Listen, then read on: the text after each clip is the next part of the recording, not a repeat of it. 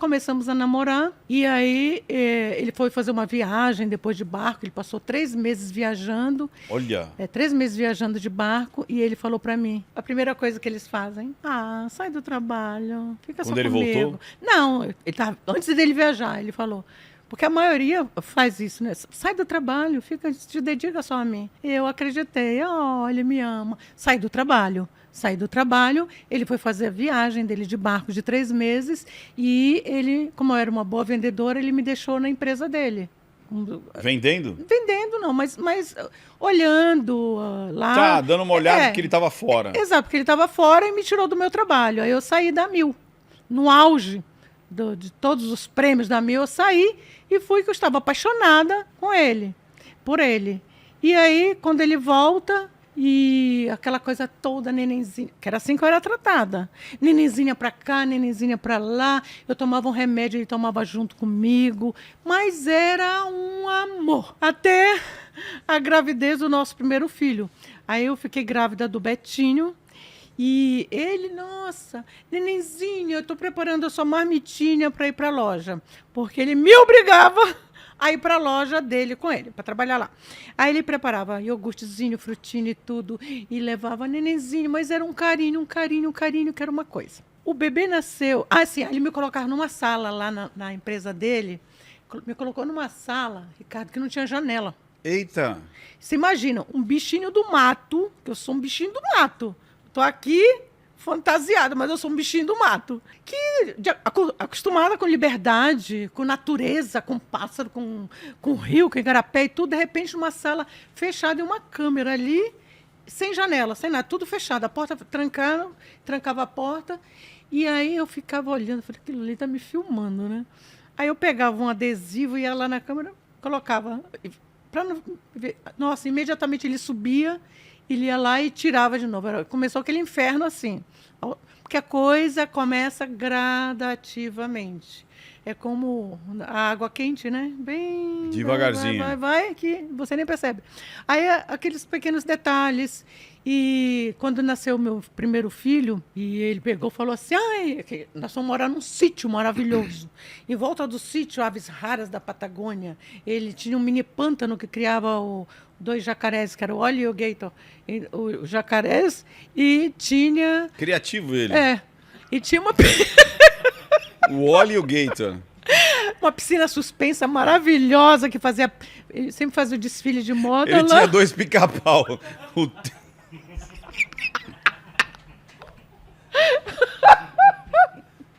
Um chamava pica, outro chamava pau. Ele tinha 2 esquilos, o tico e o teco. Que porra é essa, meu Deus? Meu Deus do céu. O cara tem 2 jacaré, o Oli e o Gator.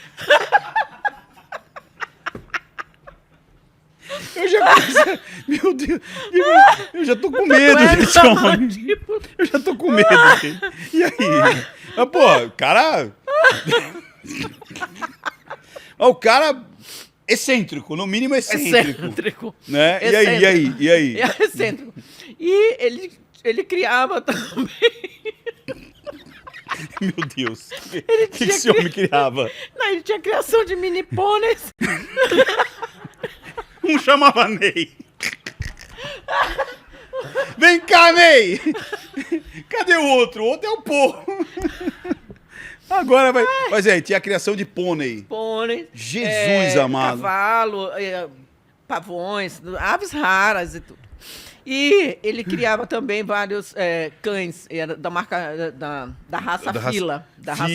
Fila brasileiro. Fila brasileiro, lindos, né? Só que eram muitos, mais de 30. É mesmo? Ele criava, ele era um reprodutor ali Não, eu criava pra ele mesmo. Mas ele criava não pra ele vendia, mesmo. Gostava. Ele não vendia? É bem excêntrico o rapaz. Tá. Aí quando nasceu o Betinho, um belo dia ele falou assim, eu vou pra uma fazenda lá em Porto Feliz, que eu vou comprar uns mini pôneis, mais alguns mini pôneis e uns cavalinhos para o Betinho. Aí, ele foi, ficou lá, acho que um final de semana. Aí, quando passou, numa terça-feira, ligou o dono da fazenda. Olha, quem fala? Eu falei, é na ilha. É a esposa do seu fulano? Eu falei, é. Ele falou, eu vou mandar os cavalos e os mini pôneis. Aí eu perguntei, quais são? Como são? O cavalo é o quê? Marrom, é malhado, como é? Aquele que a senhora escolheu. Mas eu não tinha ido. Eita! Mentira. É, mas eu não tinha. Aquele que a senhora escolheu. E o menino falou, aqueles outros que a senhora escolheu, aqueles menores, aqueles outros. Aí eu cheguei para ele e eu falei, né? Ele falou, e qual o problema? Você achando ruim por quê? Aí eu falei, eu ficava... Falei, mas isso é normal? É assim? Ele falou, eu tenho que comer uma comidinha diferente de vez em quando, como se fosse uma coisa natural. Falou dessa forma, assim, bem chula. E ali eu comecei a perceber que não existia respeito nenhum. Entendi. E que eu tinha que me respeitar, eu tomar alguma atitude. Mas como tomar uma atitude? Se eu tinha uma criança, eu não tinha mais trabalho, eu não tinha renda nenhuma, dependia dele para tudo. Eu trabalhava na empresa dele, mas eu não, em troca dele de eu fazer minhas unhas, só. Nem cabelo, deixava arrumar. O cabelo, sabe o que ele fazia comigo, Ricardo? Meu cabelo era comprido, lindo como é. Porque eu me amo agora, tá? Ele... falava, eu gosto do cabelo curtinho, bem hominho, bem curtinho. Então eu usava o cabelo bem curtinho. Eu tenho umas fotos, o cabelo bem curto mesmo. Curtinho, então eu não precisava ir nem em salão. Que ele não... Acho que o cabelo chamava atenção, então eu usava o cabelo bem curto, mudou totalmente. E aí, daqui a pouco, ele vinha e me agradava, dava um presente, me agradava. Aí eu ficava, será que ele é bom? Será que ele não é? Não, mas ele viajou com uma mulher, me traiu e não deixa eu fazer algumas coisas e, ao mesmo tempo, me dá presente, me chama de nenenzinha. Aí eu ficava doente, tomava remédio comigo. Fiava o supositório? Exato. Aí eu ficava nessa corda bamba. Eu falava, será que sou eu que estou errada? Será que ele que está certo? Aí você começa a ficar numa dúvida cruel. Aí se eu falava alguma coisa, eu falava, eu acho que você está louca. E começa a minar a tua mente. Depois de um tempo, começa... as palavras, a forma de tratamento mudar. Você não sabe fazer nada. Aí eu falava para ele do meu sonho de ser a doutora do papai. Eu falei, você ser a doutora do papai? Imagina. Porque nessa época você não estava estudando. Não estava. Que eu falava para ele, eu quero estudar, eu quero ser a doutora do papai. Ele falou, você não precisa estudar. Imagina ser a doutora do papai. Você acha que você vai ser alguma coisa na vida? Imagina. Primeiro, eu tenho dinheiro, você não precisa fazer nada. Eu te sustento. Eu falei, que garantia eu tenho que um dia você não vai separar de mim? Que vai me largar com as crianças, sem nada? Ele falou, a tua garantia é o meu amor. Aqui em Sampa você tinha alguém? Não. Família? Não, ninguém. Família direta, ninguém? Não, ninguém. Irmão, primo? Não, nem amigos. Nem amigos. Como assim? Me isolou totalmente. Porque você... passou um bom tempo lá na Mil, você fez amizades. Fiz amizade, mas aí eu não tinha mais contato. Não tinha mais contato e eu não podia Você não falar, buscava não, eles? Não. Uma vez eu falei para ele, tinha uma piscina maravilhosa, uma piscina suspensa, lindíssima. Eu falei, vou chamar umas amigas para ficar aqui comigo. Ele falou, teu amigo é dinheiro no bolso. Eu sou seu amigo. Eu fico com você, não precisa chamar ninguém. Aí você não tinha amigas? Não. Você não... As amizades que eu fiz, eu não podia chamar. Porque ele falava que o meu amigo era ele, não era para chamar aquelas amigas que não seriam minhas amigas. Ele reparava na roupa, ele falava, imagina, olha aquela, olha como ela anda. Tipo, vagabunda. É vagabunda, olha onde ela vai, olha como ela fala alto, olha como ela gesticula. Você sabe, Naíli, e você participou, você foi já nos dois? Nos dois congressos? Sim. Você participou dos dois congressos, Sim. né? Inclusive, nesse você vai participar palestrando. Ai, que honra! E você deve lembrar que eu falo a linguagem silenciosa do agente abusador, né? Sim. Que começa assim, né?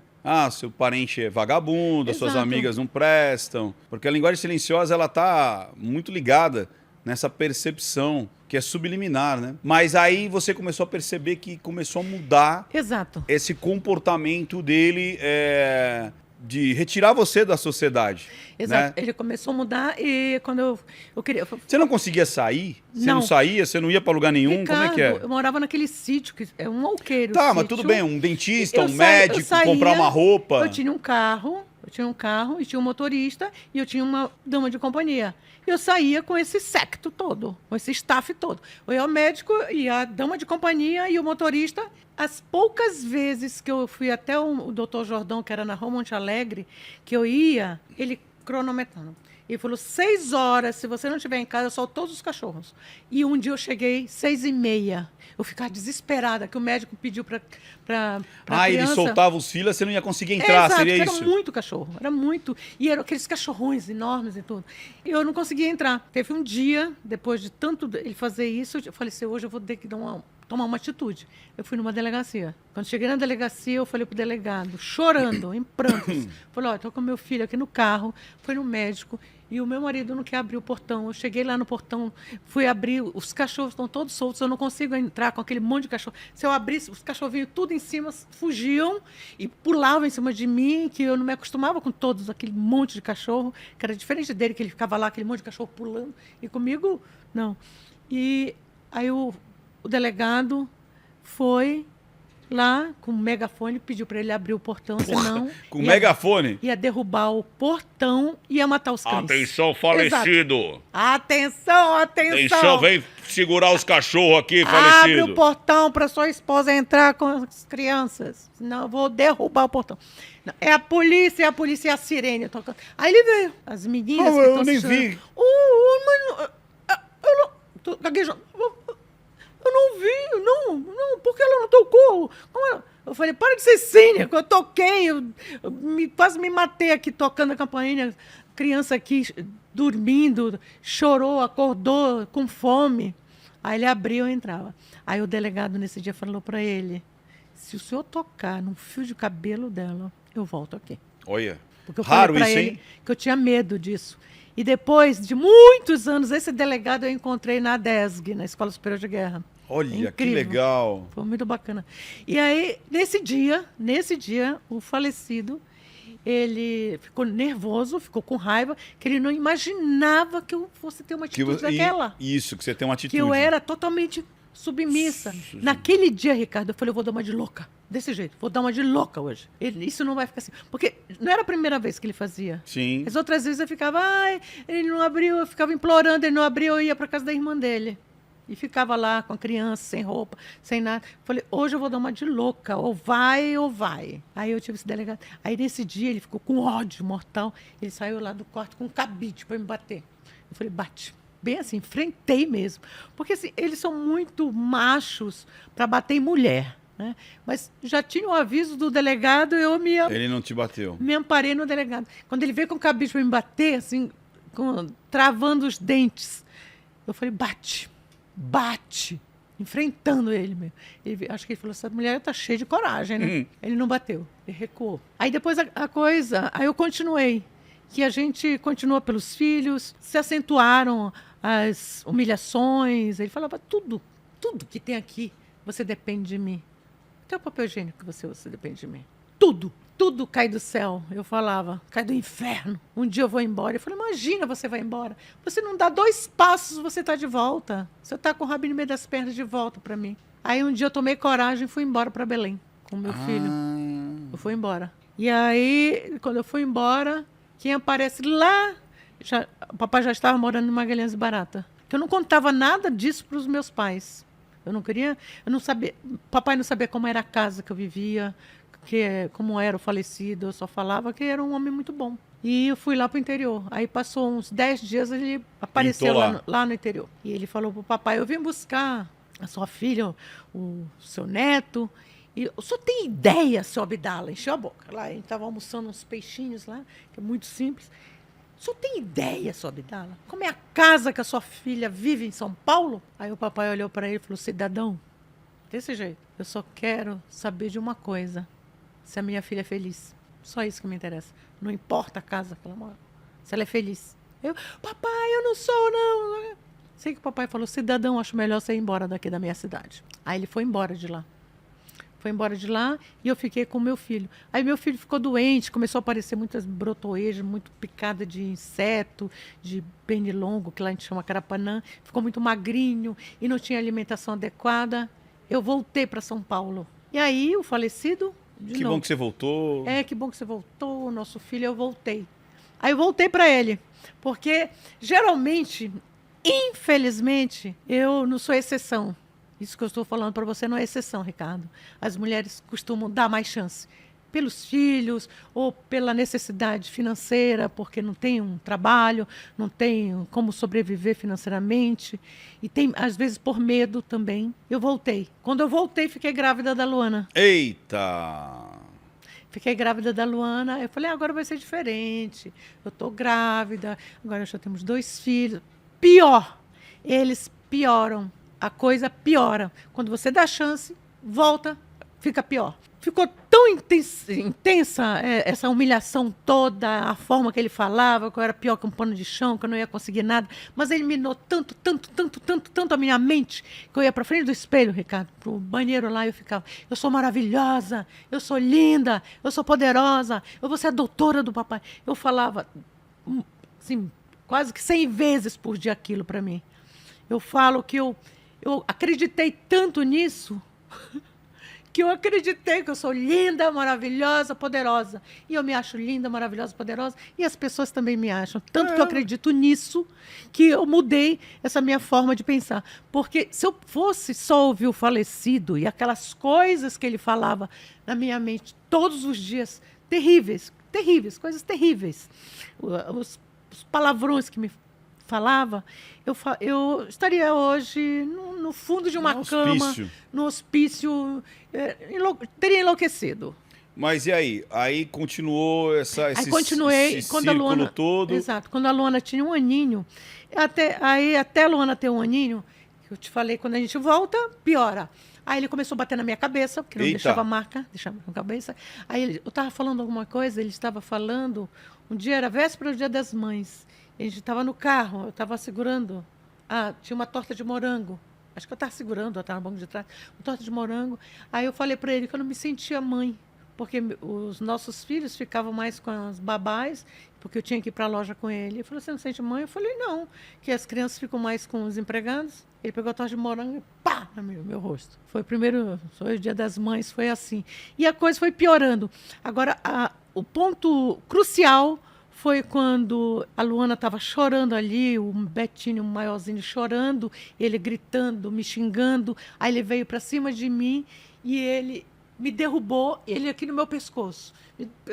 Eu aqui no chão, eu desesperada, quase que perdendo o fôlego. Você falou, hoje ele me mata.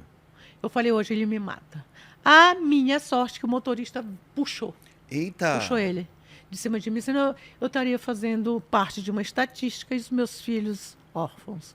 Nesse dia, Ricardo, eu falei, eu tenho que tomar uma atitude, e é hoje, senão eu vou pagar isso aqui com a minha vida. Você acaba de assistir a um corte. Para você acessar o conteúdo na íntegra, o link está nas descrições. E para você não perder nenhum bate-papo, inscreva-se agora no canal.